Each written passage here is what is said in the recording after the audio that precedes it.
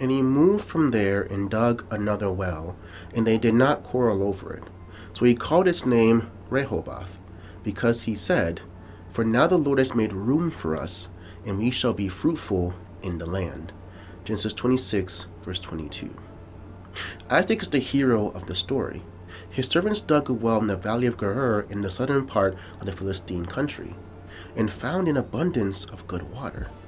Water was precious in that arid country, and the native herdsmen soon claimed that well for themselves. Then Isaac's servants dug another well, and the neighbors disputed the ownership of that well as well. Finally, the well diggers sought a third location and tried again. This time they were allowed to actually enjoy the fruits of their labors in peace. Isaac said, "Now the Lord hath made room for us, and we shall be fruitful in the land." While the story doesn't go into detail, it seems that Isaac and his group would rather move on than fight. Each of the first two wells could have been a site of bitter warfare and bloodshed had the well diggers asserted their rights. It would be unrealistic, however, to draw from this experience the inference that Christians should never stand up for themselves or stand up for their rights.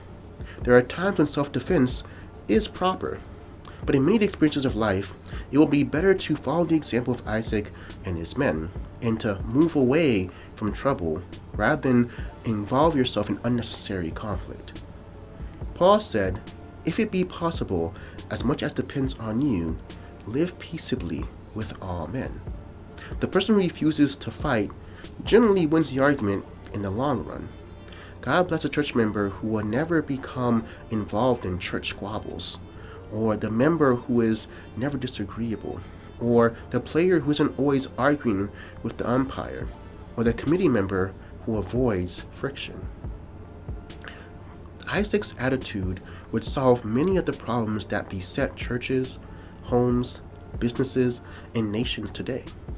Jesus expressed the same idea in the Sermon on the Mount. "If any man wants to sue you for your shirt, let him have your coat as well," in Matthew 5, verse 40.